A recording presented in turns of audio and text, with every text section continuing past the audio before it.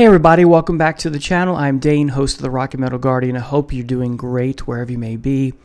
Blessings to all. Today's episode is bands I flippin' hate, and I have to give credit where credit is due. I got the idea to do this video from two other YouTubers. One is Classic Album Review, gentleman over in Britain who I just love. I love his channel. And Andy Edwards did this episode as well. So I thought I would weigh in. Now, before we get started, remember, nothing I say here is gospel. This is not meant to be taken personal. This is just me sharing my ideas. It's what us music YouTubers do. And in addition to that, we're just sticking to the overall umbrella or the aegis of rock music. So all the different subcategories, whether you're talking about punk, post-punk, new wave, etc., glam, fill in the blank, right? Now, will I cover every single subgenre of rock? No, but these are the ones that come to mind the most. And I avoid like the plague, cliche. Yes, it is. All right. There's no ranking here, although maybe at the end I will say these are probably my top 5, or these are the ones that are somewhere at the top. All right, so let's get started. This one is definitely somewhere at the top. Captain Beefheart and his Magic Band. For me, this is just banal music at its worst, or at its best, however you want to put it.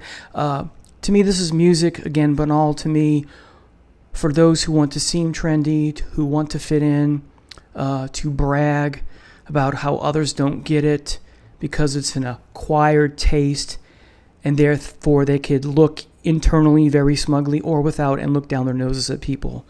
I have a theory that some people, and I could be wrong, like Captain Beefheart because they want to seem like the odd dog, like the haha, you don't get it kind of thing, as I said. All right, so enough of that. When it comes to so many times, I've tried to listened to Captain Beefheart many times, and it's been years now, but I don't want to say that I wanted to like it. There are some bands like death metal, or as a genre, death metal, I wanted to like that because it's metal, and I love the music, and I love the bass drums and guitar, but I just cannot get past the vocals. With respect to Captain Beefheart, I didn't go in with a negative attitude. When I first heard it, I was like, okay, he's friends with Zappa and Alice Cooper, etc. It's supposed to be poetic and surreal. Hey, Bowie. And so I'd never go in with a negative attitude or a negative approach, or making up my mind without listening to it, that kind of thing. Same thing with movies. But I went in knowing, because of people who like them, saying, here, you want to try this, but it is an acquired taste. Okay.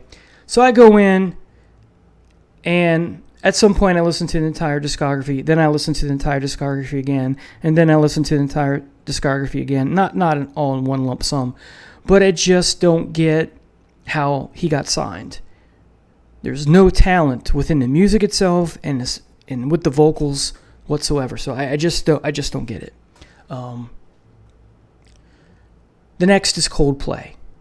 Now, the other thing I want to say is this is part of my playlist called Confessions, and so some of these, but not all of them, you've heard before, because I said these are bands that I have trouble liking, or these are bands that lack soul or lack resonance. But these are definitely also bands that I hate. Okay, so the next one is Coldplay. This is just soul-sucking swill, to quote my brother-in-law, and I'm going to, No Soul, the other video I did, I'm going to lump Coldplay in with Imagine Dragons. So it's a twofer. There's no soul, as I said in a previous video, but I hate them because they're so lame and unimaginative and uninspired. You have guitar players, but where's the guitar? It's almost a non-factor. So, and the vocal stylings of the two gentlemen this is not what I consider to be rockin' music. So Next is Dave Matthews Band. When I listened to Dave Matthews Band when they were huge back in the 90s when I worked in a record store, Sam Goody and Musicland, both, I thought to myself, let's take jazz, rock, and folk and create such a sound that it's uninspiring. It makes mainstream and other commercial bands and artists look it makes other mainstream and other commercial acts like Bon Jovi, Def Leppard, Poison, sound like death metal. Dave Matthews Band was supposed to be indie rock and, a boycott against traditional rock. And what did they become? One of the most commercial successes. And it's not a looking down my nose at their success. Hey, great, you're successful. But at the expense of saying you're one thing and doing something different. You're just like everyone else. You're trying to fit into the mainstream. So Dave Matthews Band. Next is Green Day. The fake British accent of Joe. Can't remember his middle and last name. Don't care. The quasi not making fun of, wanting to fit in with the likes of the Sex Pistols and the Buzzcocks and failing miserably because your accent is fake. You make the same goofy faces at the mic. And then the music is just vapid, obtuse, bland, uninspiring. And it's not even punk. At least the Sex Pistols and sometimes the Clash. And, Rancid is a punk band, right? Green Day, you're not a punk band. You're not fooling anyone. You're a commercial pop band is what you are, with that nasally, whiny, snot-filled nose. Dude, get a tissue and clean out your nasal passages, or get a neti pot, right? Come on, dude. You got the three of you are not fooling anybody. It's lame. It's an insult to call your band punk. So I'm not a punk fan, but if I was, I would say, hey, the three of you, just call yourselves call yourself a pop punk band. Okay, you're really pop. You're as commercial as the day is long. Okay, next is Pet Shop Boys. I remember, I don't feel this way anymore, but a good friend of mine growing up till we were like 17, 18, and he used to be in the hard rock stuff like me, and then he veered into country, and then he veered into this 80s, one-hit wonder kind of stuff, or two-hit wonders. And I remember coming over to hang out, and he's listening to Pet Shop Boys and singing along, and it wasn't, West Town Boys, East Town Girls, whatever. It was a song about shopping, and I thought to myself, I didn't think of this at the time, but now when I think about this moment, I think if you like that song, shop, S-H-O, something like shopping, I think, dude, you need a testosterone patch, bruh. So anyway, Pet Shop Boys, commercial, lackluster. To me, this is not rock music. This is akin to pop, but it's an insult to call it pop music because you lump the Beatles in there, right? And the Beatles are so special in so many ways. But Pet Shop Boys is just a commercial nightmare, if you ask me. Next is in the same waters, Spandau Ballet. Sappy love songs and more uninspired, run-of-the-mill, and in a similar vein, Midgard Ure / Ultravox, Midgard Ure, if I'm pronouncing that right, the singer of Ultravox. I remember there's that famous interview of the three guys in Rush, and Pert is smoking, and you can tell that Alex has curly hair, you can tell that Alex and Getty have been smoking a little ganja, right? And and Pert's talking about the Gawain piece that eventually becomes Natural Science.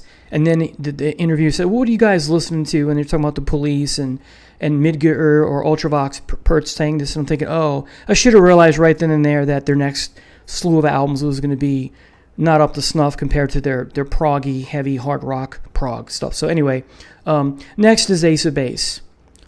All She Wants Is Another Baby. Could we save that for the soap operas, for the women who stay home, the traditional wives, or the mom or the woman who's homesick, he can't go into work, and they put on the soap opera-minded people. That's a plot device for a soap opera.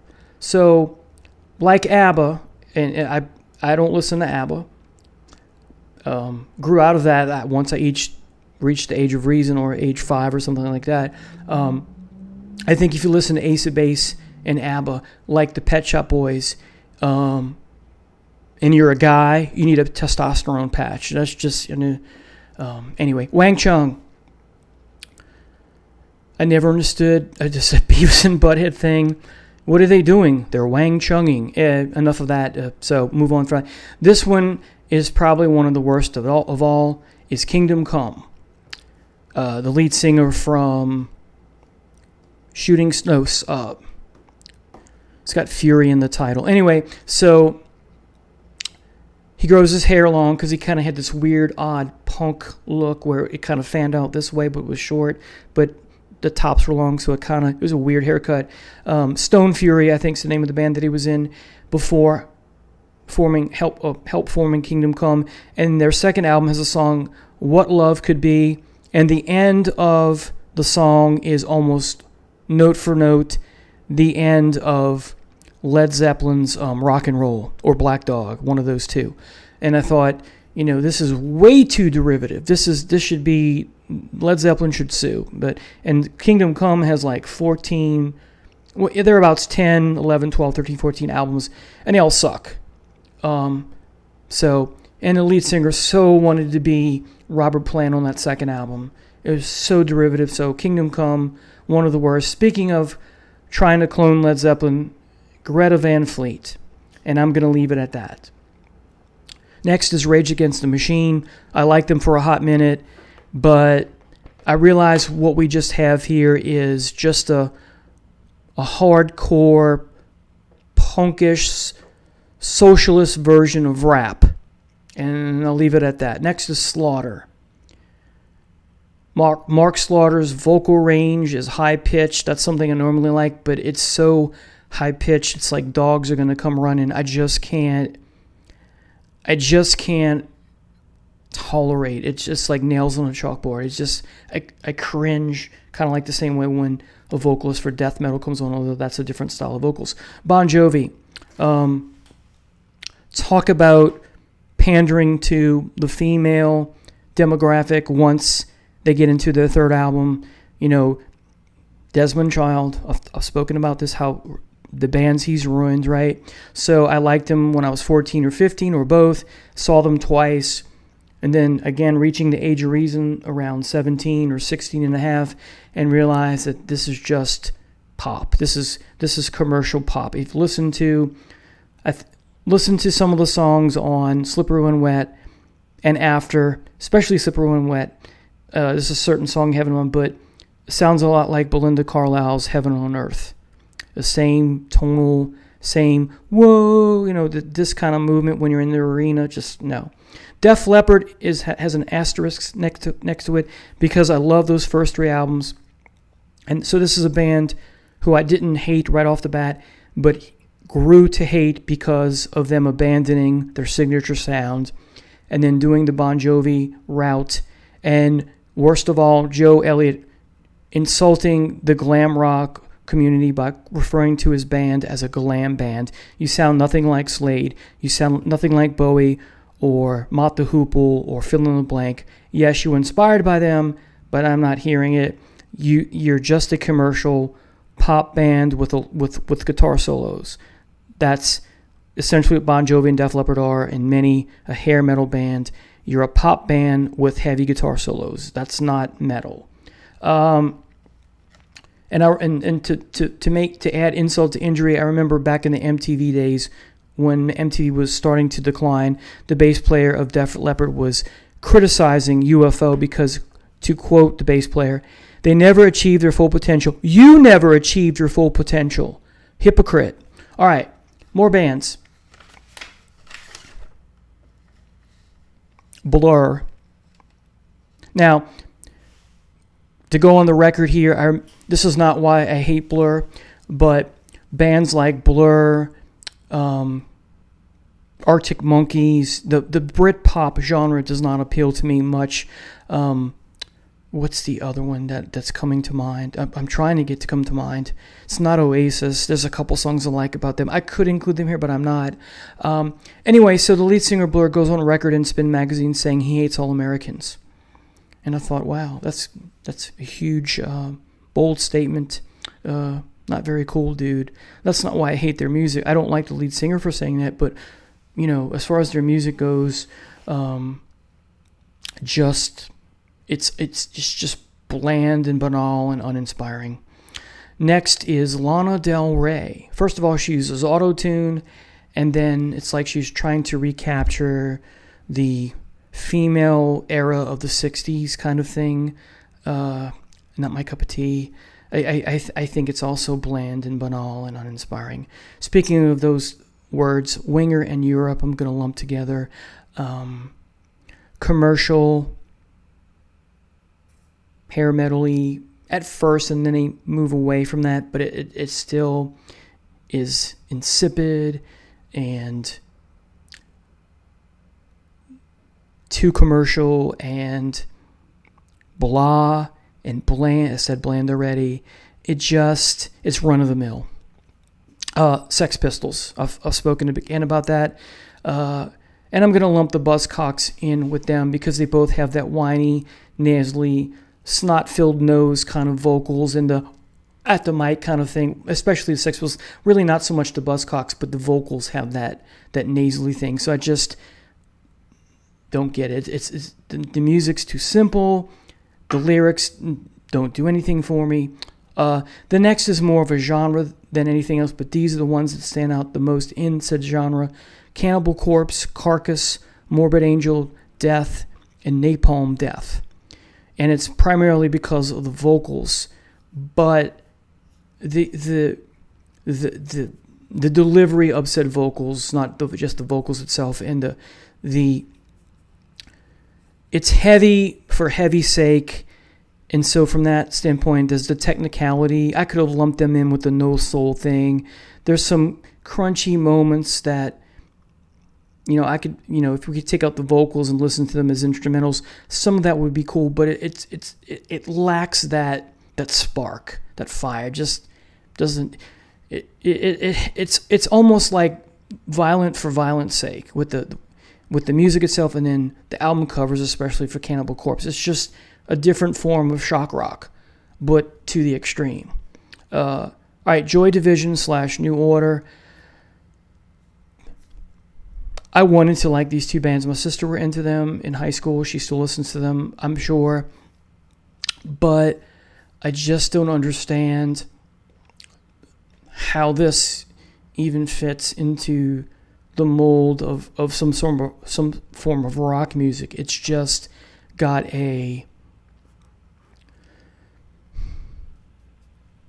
it's just so vanilla, and that's, I guess I'll leave it at that. Fall Out Boy. I don't understand the appeal, and I'll lump them in with Blink 182. This is like Green Day in the sense that this kind of this commercialness going on, and a little bit of wannabe punk going on, but it's just there's no spark, and the talent is mediocre at best. Speaking of mediocre, Sugar Ray. It's like big in the 90s or early 2000s maybe. It's like Sugar Ray's trying to recapture the glory of rock in the 60s or 70s, 60s really, and make it new and fresh, but it's actually stale and sterile. Counting Crows. Lead singer Adam sings, "I want to be Bob Dylan." You're not Bob Dylan. Frankly, I'd rather listen to Bob Dylan, even though I'm not a fan of Bob Dylan. By the way, Bob Dylan is not on this list, even though I don't like him much at all. And I don't think he can sing. But I'll listen to Bob Dylan any day than any of these bands on this list. So back to Counting Crows. He sounds like he also wants to be Van Morrison, but failing miserably at wanting to be Van Morrison. He's got all the sha-la-las in and all that. Again, trying to copy a bygone era that should stay in that era. Hootie and the Blowfish. The lyrics are uninspiring, talking about his girlfriend breaking up, and he sat down and cried. Not my idea of what rock and roll is. Again, too simple, too ordinary, too vanilla, too lame. In a similar vein, Spin Doctors trying to recapture a bygone era that should remain in that era. Yes, you should listen to the original artists that have this type of flavor or sound. You're putting out the style when it's not fashionable, and so therefore it sounds dated. So that's what I mean by Spin Doctors and Sugar Ray, Blink-182, Fall Out Boy, Green Day. They all have an homage back to a certain subgenre, but it doesn't work because it's not in that era, and so it sounds outdated. Even though that stuff was good, and we can listen to it now, but it sounds like a cheap imitation. All right. Smash Mouth. This is probably the worst of the cheap imitations, trying to go back to, when people wear bowling shirts and, had their hair slicked back and spiked up, and just uninspiring vanilla rock. Again, going back to perhaps the bygone era of the 60s, and I never thought it worked. Next is Kraftwerk. I don't understand how they're so inspiring to even today. Andy Edwards has them as one of his favorite bands. Hey, great, I respect your opinion. But I just hate them because to me, their music is boring, self-indulgent, banal nonsense, and it's ruined so many bands transitioning from the 70s to the 80s. Rush comes to mind, King Crimson, etc. Nickelback. This is probably one of the worst in the list, and it's a cliched response.